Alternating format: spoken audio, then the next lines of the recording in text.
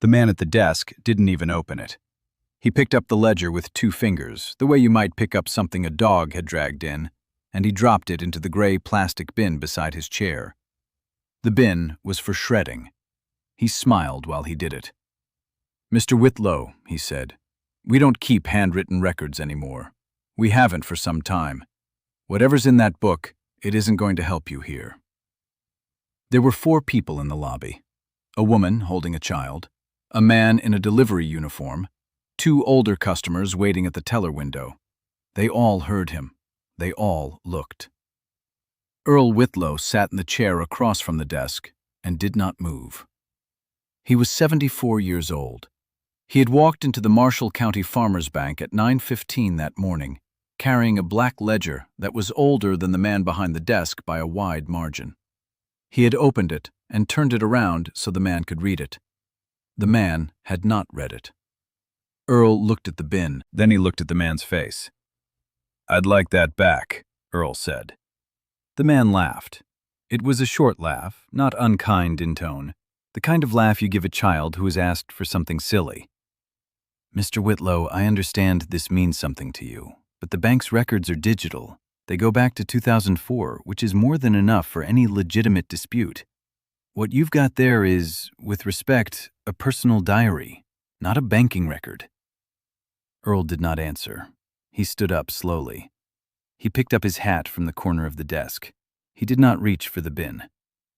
"I'd still like it back," he said, "whenever you've got a minute." He walked out of the bank and across the gravel lot to his truck. He sat in the cab for a while without starting it. Then he drove 3 miles north on Route 14 and pulled into the parking lot of a small 1-story building with a faded sign that read Hadley & Associates, CPAs. He sat in that parking lot for another 4 minutes before he got out. The receptionist at Hadley's looked up when he came in. He took off his hat. "I'd like to speak to Margaret," he said, "if she's got time."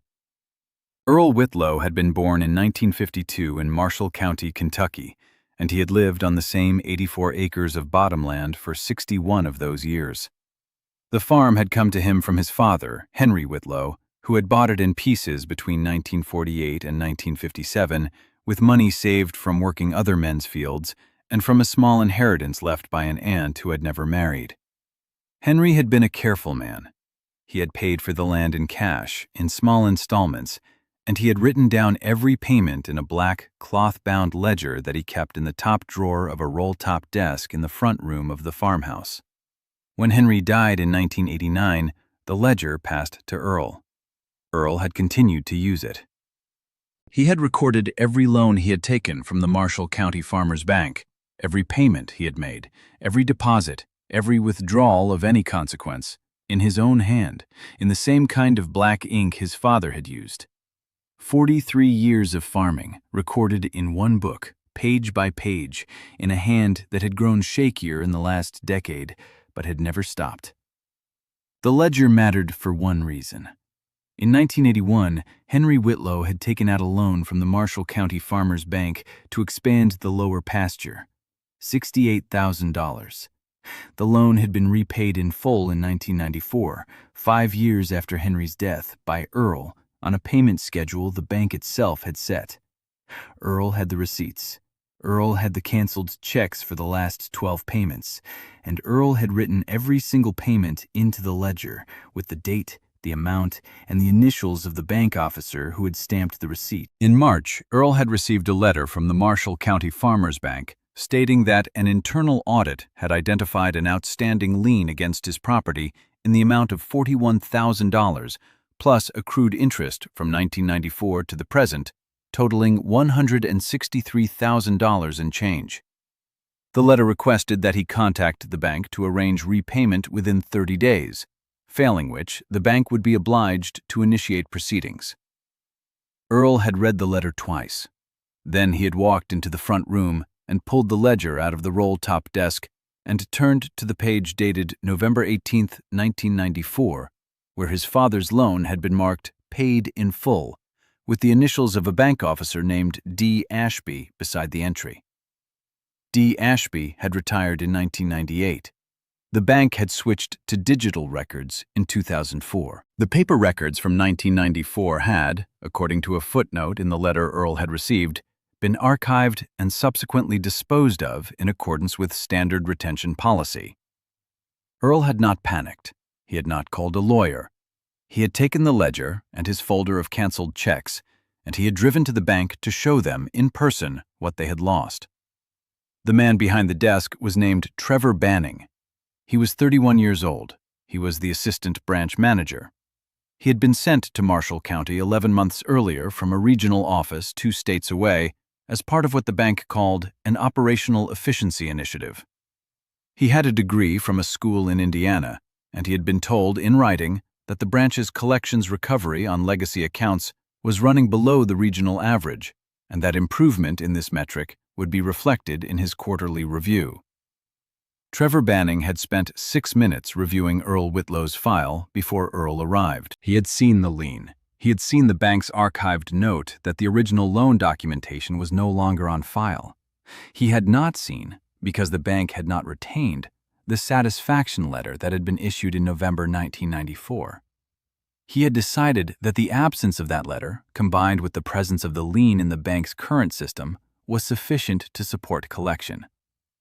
When Earl had walked in with a black cloth-bound book, Trevor Banning had made a decision that he would later describe, when asked under oath, as exercising professional judgment regarding the admissibility of personal records. He had dropped the ledger in the shred bin. The ledger was still in the shred bin when Earl walked out.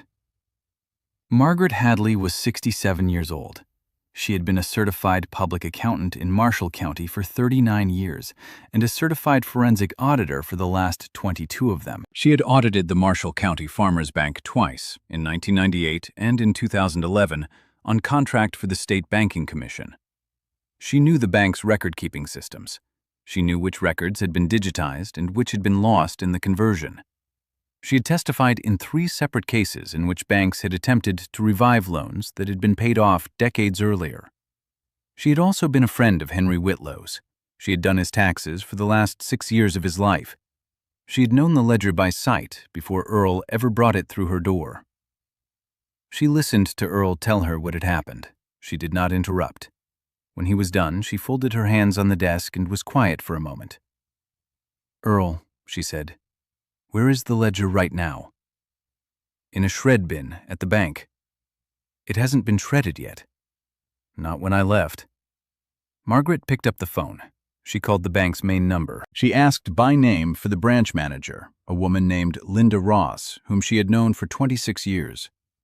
She told Linda Ross, in a voice that was perfectly calm and perfectly clear, that a document of significant evidentiary value in a matter that would shortly become a formal proceeding had been placed in the bank's shred bin within the last 45 minutes, and that she was advising the bank, on the record, that any destruction of that document would constitute spoliation of evidence and would be reported as such to the State Banking Commission and to the county prosecutor.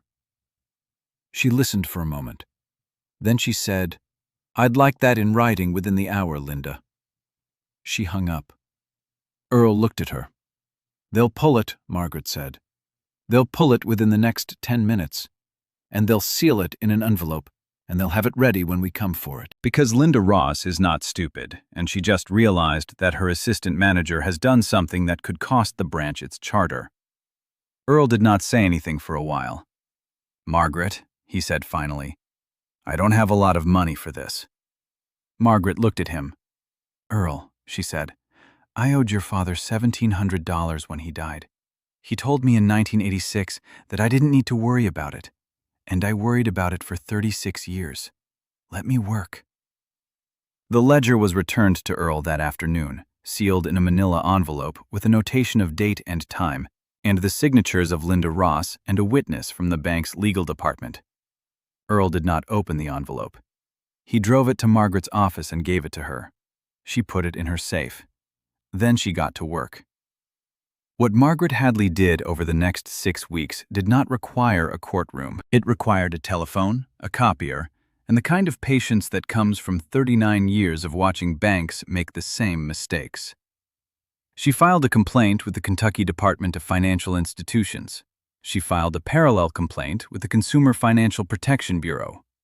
She subpoenaed, through a lawyer she had worked with for 2 decades named Bill Coyle, the bank's complete internal record of the Whitlow account, including every digital entry, every audit trail, every modification timestamp, and every internal communication regarding the account in the last 24 months. She also did something simpler. She called the Kentucky Bankers Association archives, where retired banking documents from member institutions were sometimes preserved for historical research, and she asked a librarian named Frances Doyle, whom she had known for 30 years, to check for any 1994 satisfaction letters from the Marshall County Farmers Bank that had been included in the bank's 25th anniversary commemorative submission in 2010. Frances Doyle called her back 2 days later. The Marshall County Farmers Bank had submitted, as part of its 25th anniversary archive, a sample of 50 satisfaction letters from the year 1994, selected at random by a clerk who was no longer employed by the bank, intended to demonstrate the bank's relationship with its agricultural community. The Whitlow letter, dated November 18, 1994, signed by D. Ashby, marking the loan paid in full, was the 17th letter in the file. Frances Doyle scanned a copy and emailed it to Margaret that afternoon. The bank's legal department received Bill Coyle's subpoena on a Monday. They received Margaret's complaint from the State Banking Commission on Wednesday. They received a courtesy copy of the 1994 satisfaction letter with a cover note from Bill Coyle indicating its provenance on Friday. The bank's regional counsel called Bill Coyle's office the following Monday morning at 9:14. Bill Coyle did not take the call. He had instructed his assistant to record the time and date of any contact and to inform the caller that any communication regarding the matter should be in writing. The letter from the bank's regional counsel arrived 3 days later by certified mail. It was 4 paragraphs long. It acknowledged that, upon further review of the bank's records and certain additional documentation that had come to the bank's attention, the lien against the Whitlow property had been entered in error. The bank was withdrawing the lien with prejudice. The bank was prepared to compensate Mr. Whitlow for any costs and inconvenience associated with the matter in an amount to be agreed upon between counsel. Bill Coyle wrote back that afternoon. He proposed an amount. He sent the proposal by certified mail. The bank agreed within 48 hours. The settlement was $112,000. Of that, $85,000 went to Earl. The remainder covered Margaret's audit work, Bill Coyle's legal fees, and a small contribution to the Marshall County Agricultural Heritage Fund, which Earl had insisted on as a condition. Trevor Banning was placed on administrative leave 4 days after the settlement was signed. He was not terminated. He was reassigned to a back office position in the regional office 2 states away, where he no longer had direct contact with customers. The State Banking Commission opened a separate inquiry into the branch's record retention practices, which resulted, 6 months later, in a consent order requiring the bank to undergo an external audit of its legacy account procedures. The ledger was returned to Earl in its original condition, sealed in the same manila envelope with the same signatures and the same notation of date and time. Earl took it home and put it back in the top drawer of the roll-top desk in the front room of the farmhouse, where his father had kept it. He sat in the front room for a long time after he closed the drawer. The afternoon light was coming in low through the western window.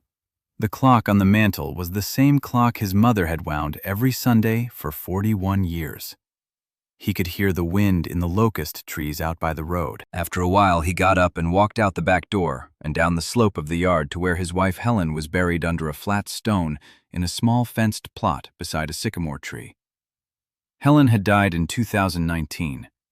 She had been the one who told him, the one time he had ever talked about throwing the ledger out, because it was getting fragile and he was afraid he would damage the pages, that the ledger was not a thing he owned. It was a thing he kept. There was a difference. Earl stood at the foot of the stone with his hat in his hands. "They tried, Helen," he said. "They tried, and they didn't get it." He stood there a while longer. The light went lower. A cardinal landed on the top wire of the fence and looked at him, and then flew off toward the creek.